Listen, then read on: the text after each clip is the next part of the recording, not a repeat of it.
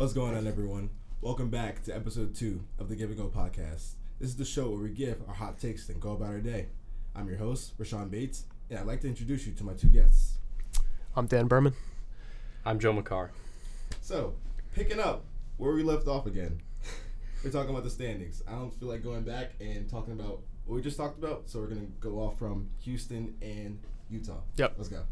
All right. So, like I said, I'm going to say Utah is going to pull off, maybe, as some people would say, an upset over Houston in 7. I think just the ISO ball doesn't work out too much in the playoffs.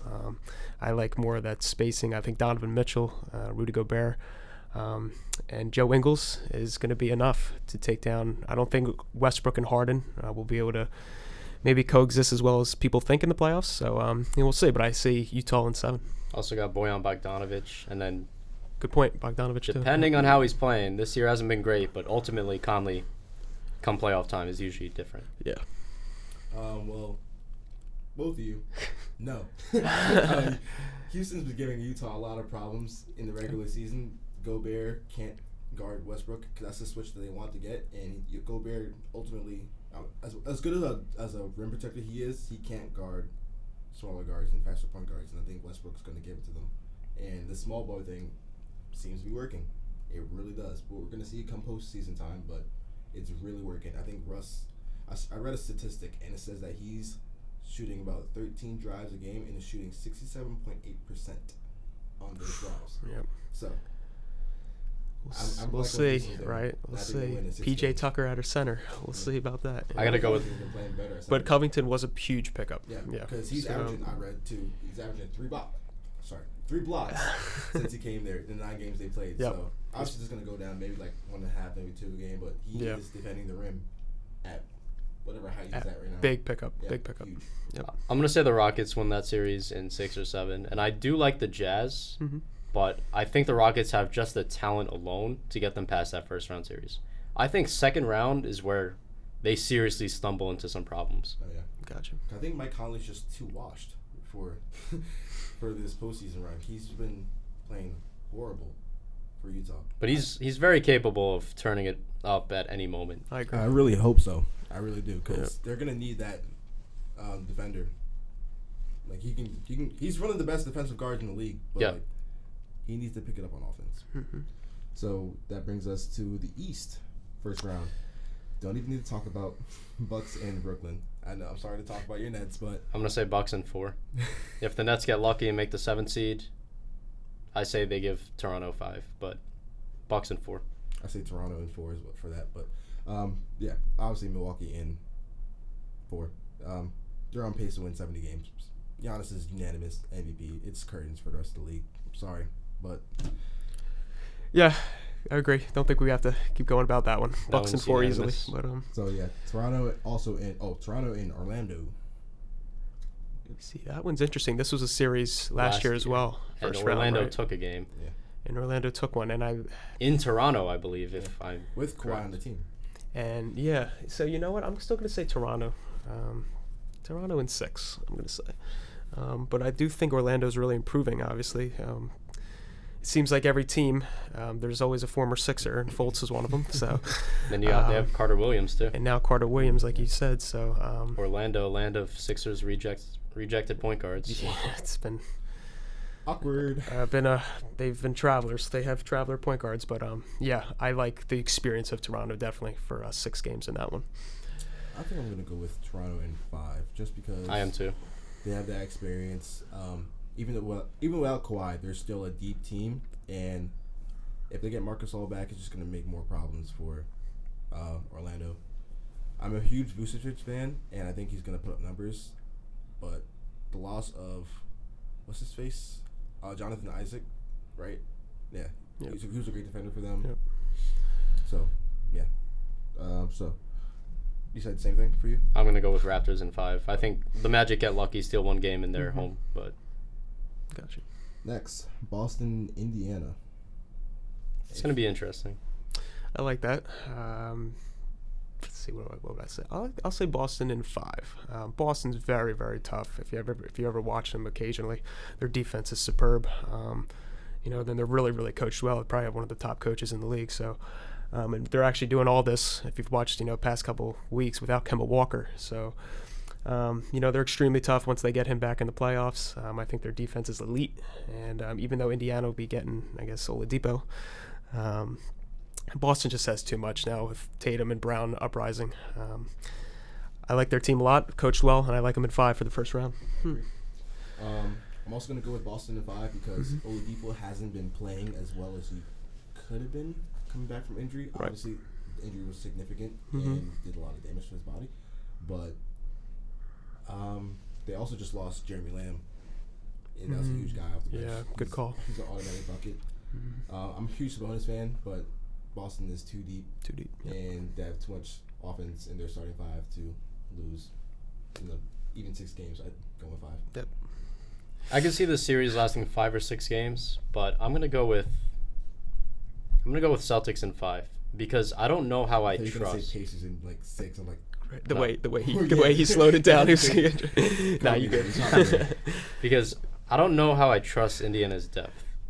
right. Their starters, no question, elite players. Miles Turner, Forgot about him. Sabonis, Oladipo, Aaron Holiday is pretty good too. T.J. Warren, Yeah. very underrated Philly guy. player. Yep, another guy. But at the same time, I don't know how I like their ability to put it all together in the playoffs, especially against a Boston team Right. that's really just been clicking lately. Well, for the East, their bottom 4 does not matter, unfortunately. But that leads us to Miami and Philadelphia. I guess I'll start this one off. I'm the Sixers fan, I guess, on the panel. No. I'll be biased on this one, Oh, but Jesus Christ. I will. But I'm gonna say Sixers take it.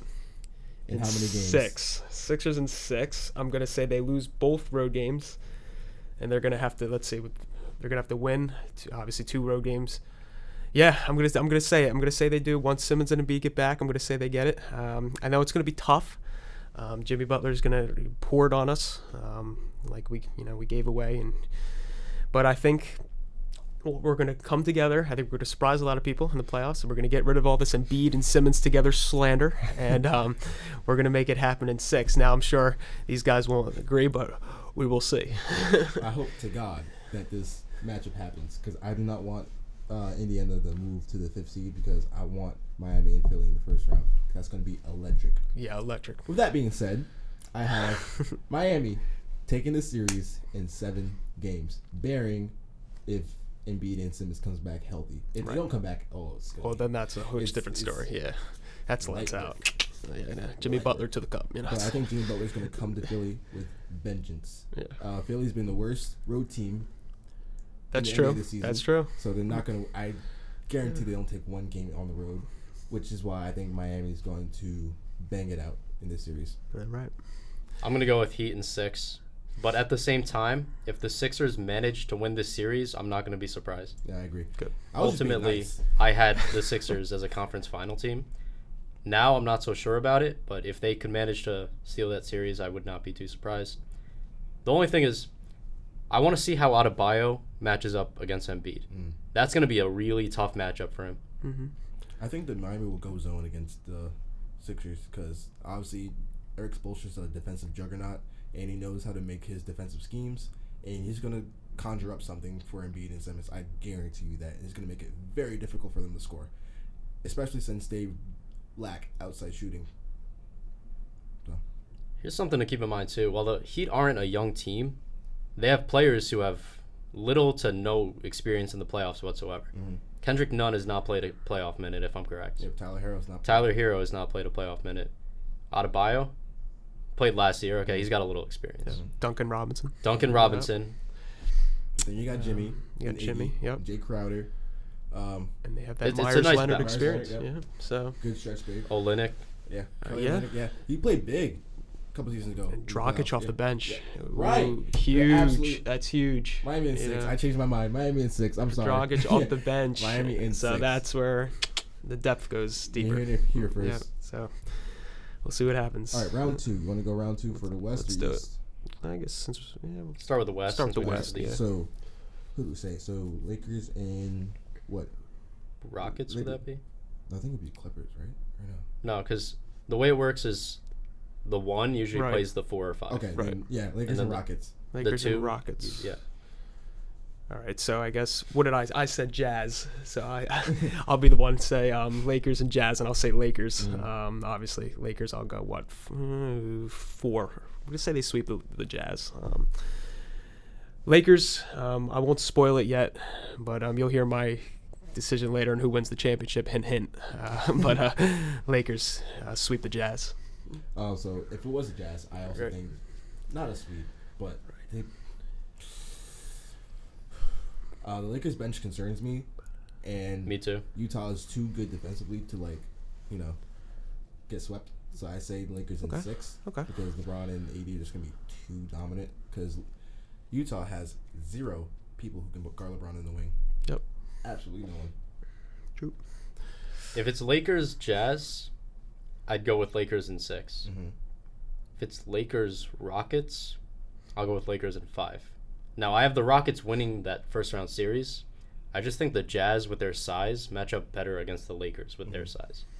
So, with that being said, what is the verdict? Are we going with Lakers Rockets? Yeah. Is that the series? Yeah. I think Okay. so. I would have to say Lakers over Rockets in 5. Just because I think a 6'9" Covington could only get you so far before he has to play the likes of 6'11" Anthony Davis, 6'11" Dwight Howard, 7 foot tall. JaVale McGee, Mm-hmm. and I don't know, I was watching that Boston game last Sunday. They ended up escaping with the win, but there were times they could not rebound that ball. And this is against a Celtics team. Picture against a team that plays LeBron, Anthony Davis, JaVale McGee as their front court. I think they'll struggle getting rebounds. So if they're not hitting their shots immediately, I think it brings up some troubles. And I think Harden's flaw, and yes, a lot of people point out defense, it's always been his shot selection. I'm not a fan of that step back 3. I think that, Really? in my opinion, that is the worst shot in basketball. Really? It is the toughest shot in basketball. He happens to make it, yes, but we've seen it's not sustainable. And which is why come playoff time, when teams know what the game plan is, Mm-hmm. I think they're going to crank down on it. And I think ultimately the Lakers would take it over the Rockets. 5 or 6, but I'll go with 5 games. Well, being the James Harden fanboy that I am, I'm very conflicted. Obviously, I don't think that the Lakers are going to lose to the Rockets in the playoffs. Not happening whatsoever. You have the Rockets over the Lakers? Oh, no, not at all. I like Oh. Lakers winning. Oh, okay. But how many games is what I'm trying to figure out, because I'll give that one 6. how much the Rockets shoot the ball and how consistently they slang threes and rain threes all game long, it's going to be problematic for the Lakers because of their 5-out offense. It's going to cause Dwight to be on the perimeter. It's going to cause JaVale to be out in the perimeter. It's true, which opens up driving lanes for Ex- Westbrook and Harden. Who, again, is shooting 67% on 13 attempts per game, driving into the paint. He's going to be dominant in that series. But I think that AD is just going to give too much of a problem to the Rockets. They're too small, unfortunately. And AD is a different kind of big. He's going to make mismatches all over the floor. And LeBron's smart enough to feed him the ball every time on the floor. He averages about 5 assists to him per game already. So it's going to be upped in the playoffs come playoff time. So I think I'll just go with 6 games, just being a fanboy that I am. Okay. Sounds good. So next round, what would that be? That would be Clippers, Clippers, right. and... Clippers and Nuggets? Dallas? Or no, Clippers and Because usually it's the 2-3 play each other. Right, okay. Okay. So I guess the verdict is what, Clippers, and we'll say Denver. All right. So that's a tough series. Me and Rashawn actually I think Dallas would win, but we'll say Denver.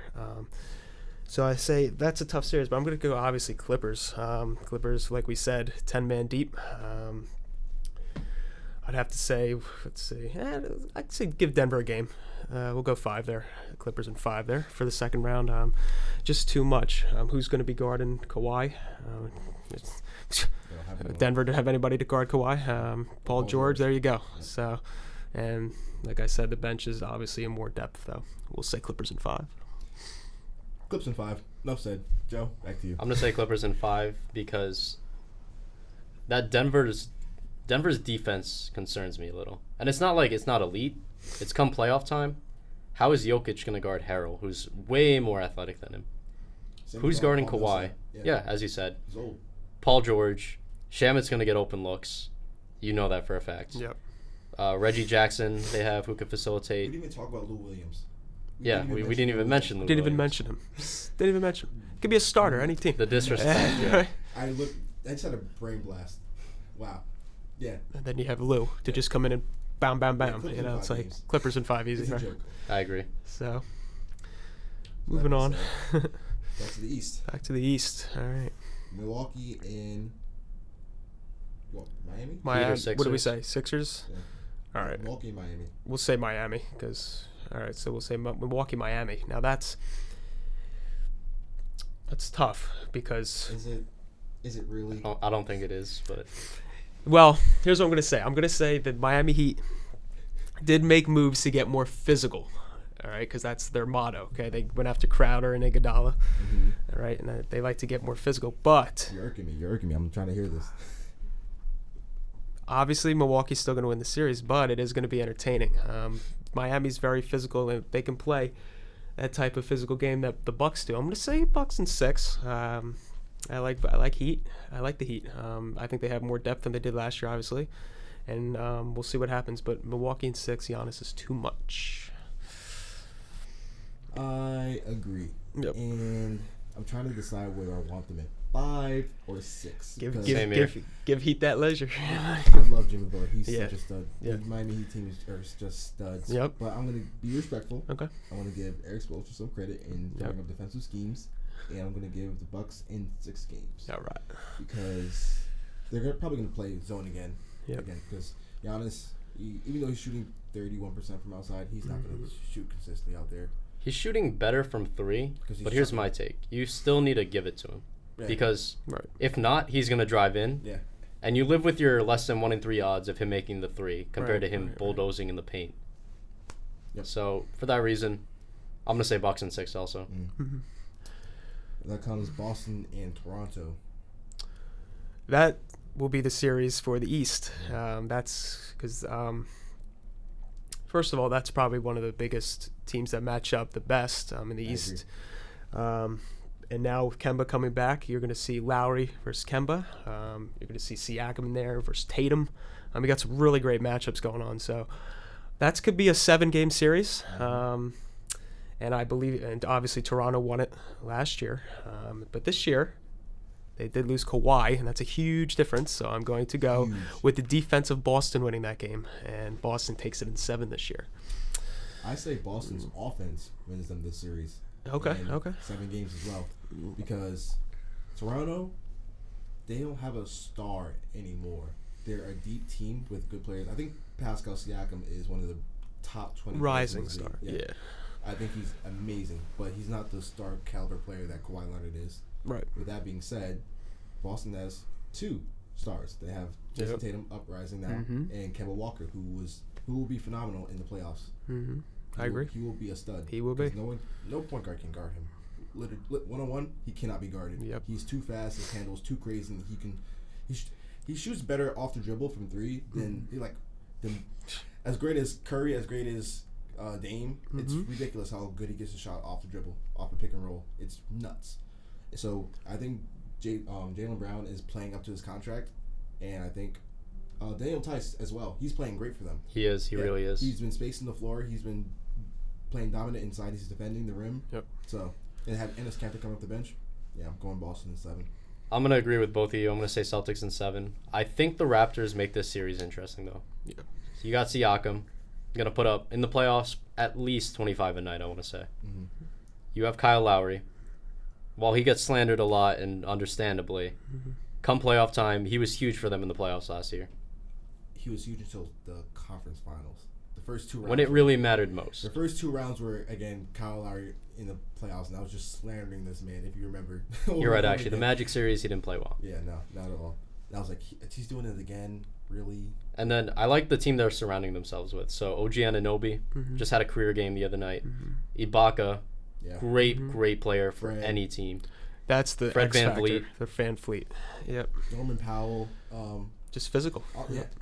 Honestly, the Raptors have like 3 guys who can give you 20. More than that, honestly. It's like surprise players too. They're like great. Great So players. it's gonna be a crazy series, but Boston has the Stars. Yep. And I'm going with the Stars. Always go with the Stars. Same. That leads That's us it. to the conference finals. All right. For both conferences. So I guess we'll West start or with East? West. We'll Yeah. start with West. All right. Lakers, Clippers. Lakers, Clippers. Here we go. Now, earlier, you probably heard me say hint, hint. Everybody here probably will disagree, but it's cool. It's cool. They're all Clippers here, all Clippers. But I'm gonna say Lakers. Here. I did say the Clippers were 10-man deep, and we all agree with that. But I think LeBron reminds you really who he is. LeBron James, Anthony Davis. I like. Now we'll get into it in a little bit, but they also have an open roster spot, so we'll talk about that. Mm-hmm. But I like the Lakers over the Clippers in 7. And we're gonna see what these guys have to say with that. But Go, Joe. I'm going to say Clippers in 7. okay, And here's why. As much as I'd prefer to see the Lakers in the finals, I think the Clippers get the nod ultimately. yeah, Because, as we talked about, 1, their depth, and 2, consider who's going to be guarding who. Okay. Either one of Kawhi or Paul George, probably Kawhi, mm-hmm. is going to be guarding LeBron. Mm-hmm. If you switch, it's either Paul George or Harrell. Right.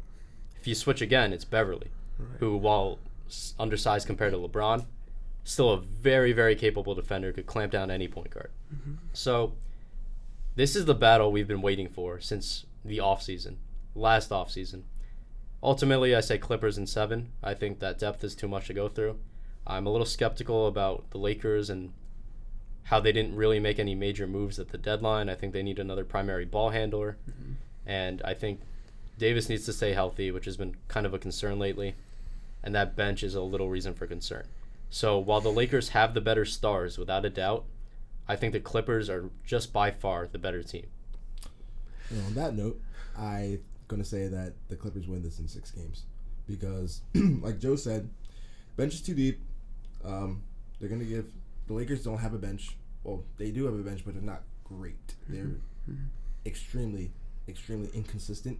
It's laughably inconsistent. Rondo is playing the worst basketball of his career. Danny Green's been inconsistent. And I think the Clippers just have too much firepower. And I think the matchup between the Morris twins is going to be hilarious to watch.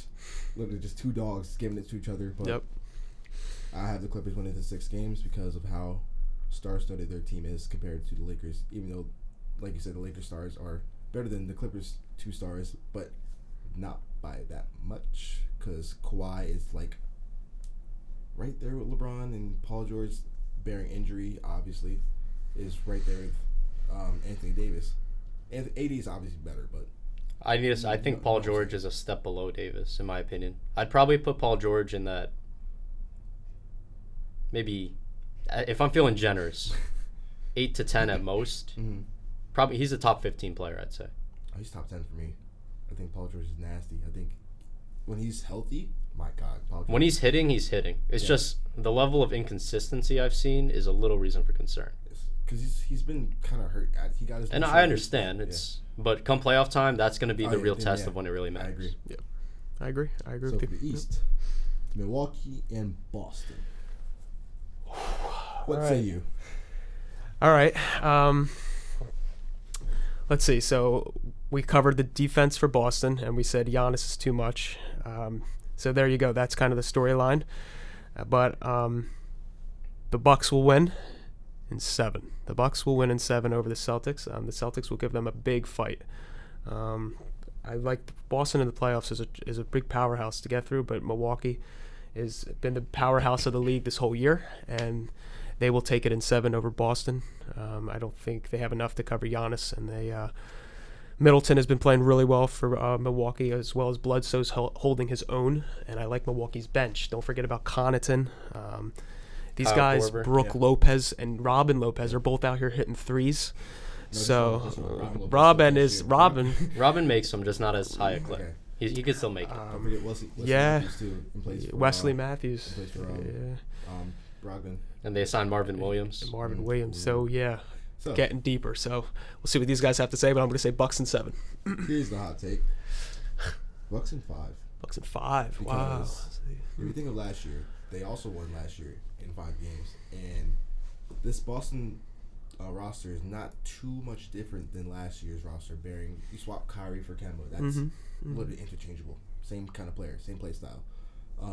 And Horford. They lost Yeah, Horford. They lost Horford. Marcus Morris. With that being, Some big losses there. Yep. And Cantor can't defend me, so there's that. How's he gonna stop any of their bigs? Is the big question. Even though Tice has been playing great, he's gonna be a problem for Giannis. Yep. Yeah, Giannis is gonna give it to him. So I have the Bucks in 5. All right. And I'm going to say Bucks in 6. I think that series is a little more competitive than you think. But at the same time, I don't think it goes all the way. Okay. Because I feel like, yes, Boston is an up-and-coming team. They have a good mix of young players and, like, proven talent and, like, Kemba and Tyson, all that. But I feel like this is where they plateau. They're not quite a finals team yet. So while they make the series competitive, and in my mind, they probably solidify themselves this season as the second best team in the East, I think the Bucks will take that series in 6. I think it's gonna be a close series. Don't get me wrong, but I just Yeah. think that Milwaukee's gonna play better down the stretch. They're gonna win down in the stretch, and they're just gonna win the 5 games. Nothing against Boston. It's just Milwaukee's too good. I agree. So we'll That say. takes us to the NBA Finals. NBA Finals, Clippers and Bucks. What say you, Joe? It's a tough one. I think it's the best matched up team. in This the one league. is tough to predict. Yeah. If I had to guess, Clippers in 7. I think this matchup is going to be one we talk about, if it happens, for a very long time. Just star power on top of star power. Kawhi versus Giannis, 2 of the biggest names in the sport. And I think ultimately this series goes all the way. But I think the Clippers take it. But something to keep in mind, the Clippers would not have home court advantage. The Bucks would have home court advantage. They'll probably approach 70 wins, if not like 68 or so. So, how do you like the Clippers' ability to get a win in Milwaukee if it were to go 7 games? Now, I think they could do it, but at the same time, that's not an easy task. I think it all depends on how well Paul George plays. He's my X factor for the Clippers because playoff P is a thing, and he picks and chooses when to show up, and it's all bearing his health. And I think he and Kawhi will be a little overbearing for the Bucks, despite their size they have on them, because the Clippers are big too. Like they have a huge starting lineup. People forget Paul George is 6'9", playing the 2. You know, he came in the league as a 2, so I think he's playing his perfect position along with Kawhi. So Their 2 guard would be the same height as the Rockets' center. Think about that. Exactly. So, and then Montrezl Harrell's a beast. Yep. I think Brook Lopez, however, is going to give him problems, as well as Giannis, maybe. But I think the Clippers are going to win this in 6 games. Yeah, I'm gonna say either if it's the Clippers or the Lakers against the Bucks. I'm gonna say Bucks in 6. I like the Bucks this year. I just think Giannis is on a tear. Obviously, it's just been kind of the way the league has been swinging this year with their like the way up team. So I'm gonna take the Bucks. Although I like the Clippers better than the Lakers against them, but we'll see. Either of the West California teams against the Bucks. Watch out for the Bucks in 6. So, speaking of the Lakers, I know they have one more roster spot Yep. open and available, so I'm going to hand it over to you. Hand it over to me. All right, so what do we have? We have between Deion Waiters, I believe they worked out Jamal Crawford, right? And who was the other one? J.R. Smith. J.R. Smith. All right, so if I had to pick one of those 3, I know a lot of the reports have been saying Waiters. For me, I would be going after Crawford. I'm a big Jamal Crawford fan. I know he's getting up there in age and maybe can't do as much, but he's still a reliable veteran in there that can give you help in the playoffs and still make some shots. I'm not a J.R. Smith fan. What? Yeah, I'm not a J.R. Smith fan. Come on. Dopey. I'm not into it. But he is a good player. He can hit some threes for you sometimes. But I'm more that Jamal Crawford fan. We'll see what these guys have to say about it. Let me go? Yep. All right. I'm going to go with J.R. Smith. All right. And here's why. We all know what happened in 2018, but I'm not going to let that tarnish J.R.'s legacy because I'm a huge J.R. Smith fan. And out of the 3 of those, players to pick from, he's the best defender. He can play. He is. He can play some defense, honestly. And when JR gets hot from three, JR is scorching. I was watching some highlights of his over the course of the Cleveland years. He was pulling up from three and like fading away, step backs. When JR gets hot, he gets hot. So I think, despite what happened in the playoffs, in the finals, I think the Lakers are going to give him the contract. This is tough for me, and I feel like there's not necessarily a wrong answer, but I'm in between J.R. Smith and Jamal Crawford right now. And let me tell you why I like both of them. I agree with your points, Rashawn, about J.R. Smith. He is the best defender of the three. And when he is hot, he is hot. He is hitting from everywhere, hitting fadeaways from the corner. Makes no sense. The ideal shooter to put alongside LeBron James. But at the same time, Jamal Crawford is the best ball handler of the three. And it's not debatable. And at the same time, while he's not a pure point guard, the Lakers kind of need an extra ball handler. Well, ball handler and playmaker are different things. It's true. He can create his own shot. But what the Lakers really need is another player who, when LeBron goes to the bench, can run their offense. Jamal Crawford isn't really like an offense runner, so he could generate his own offense, though. So can JR. So that's why I'm going with JR over Jamal Crawford. He's the better defender. I'm going to give the nod to JR for that reason, but I feel like if they decide to sign Jamal Crawford, that's not a mistake either. And I wouldn't be mad. Just don't pick up waiters. So please. yeah, I'll switch Don't to pick up JR waiters. too. I'm begging you. You don't need them. Yeah, you don't need him. Yeah, I'll switch to JR too. I like the defensive point he made. So we're going to end this podcast off talking with the future of the league. I know you wanted to discuss Zion and his play. So Zion has been on a tear lately, putting up historic numbers. He doesn't turn 20 until the offseason, I believe. Right. He's just a generational talent that we've never seen before. Like, I know everyone likes comparing him to LeBron. Him and LeBron are two different players, two completely different players. I see the similarities that people draw between them. LeBron's athletic, Zion's athletic, both highlight dunks, both phenoms coming out of high school at the time. They're two different players. LeBron is a complete all-around player.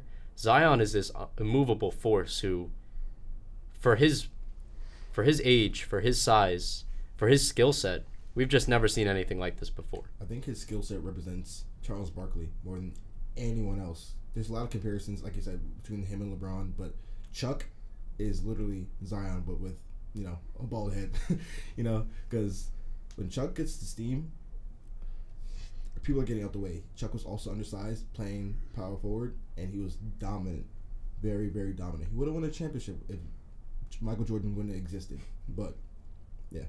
If you remember Larry Johnson on the Charlotte Hornets, I think that's his best comparison. Go watch Larry Johnson highlights, and then you'll see so much of Zion in him. Right. So I guess talking about the future of the league. First, talk about Zion, yep. We'll talk about Zion. We got Ja Morant, and I guess we'll go Dallas with Luka. So I guess out of those three, if you could pick, who would you start a team with? That's tough. I'd probably... Right now, I'm going to say Zion. The reason why is Pelicans started out the year like just total trash. I mean, now he's literally, as soon as he's came in, it's probably it's the reason why Redick signed here in the first place was to be with Zion. And now they're literally carrying him almost, they could be in the playoffs where they're the 9th seed right now. So, they could very well be there all because of that one player. And although Ja Morant is a fantastic guard, a great talent, and so is Luka, but Zion to start the team, I think he's proven why. So, I'm going to go with Luka. All right. That's what I'm starting my franchise with because right now, Luka's averaging 29, 9, and 8. Yep. A near triple-double. He's at 20. He just turned 21 years old. Just turned 20. Second year in the league. Yep. He is something else.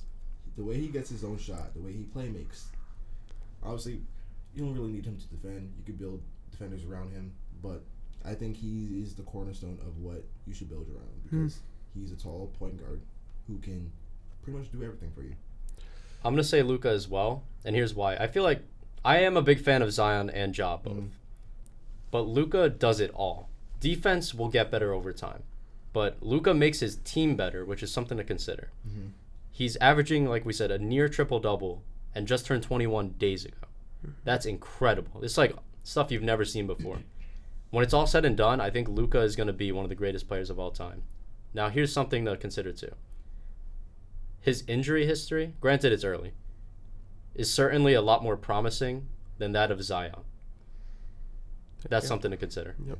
And when it comes to like rising stars, I'd put Jason Tatum, Brandon Ingram, and Trae Young over John Morant. You guys agree with that? Yeah. I put Morant. What do you over Trae Young and John Morant? Trae Young over John Morant. Trae Young. Okay. Yeah. I would agree. In the second year, Trae Young is At the doing moment, things. I put Trae over Ja. But you got to keep in mind, these players are at different points in their careers. Right. Trae Young last year and Ja this year were at about the same level. This year, however, I think it's Trae undisputed better than Ja. But Ja's still a rookie, so I say give him time to develop. In my opinion, you can't fully judge a player until about their 4th year in the league. I don't know, because for me, that second half of Trae Young's rookie year was phenomenal. I think it's been more phenomenal than John Morant's whole year. But I agree with that. Despite, being a stud that he is, because he's literally John Morant comes out to violate people. He's trying to jump over people, he almost killed AD. He almost killed AD, he almost killed Kevin Love. I love me some John Morant, but I think he's top 5 for prospects. I agree. Yep. And that's going to be interesting, right, for the league, where are these players going to go, since they're on bad teams, or who's going to join them. We'll find out probably this summer with definitely, we didn't mention Bradley Beal for the Wizards, but he's also one of the top stars, I guess you can say, that's on a bad team. He's probably one of the most underrated players.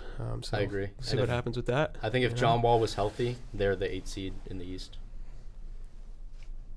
Let's see. Yeah. John They're like Wall, 3.5 games out. With a healthy John Wall, I think easily that team climbs over Brooklyn. Yeah. This year, at least. Yep. Well, on that note, I think we're going to end off the podcast for today. Thank you guys for tuning in, and we'll catch you on the next one.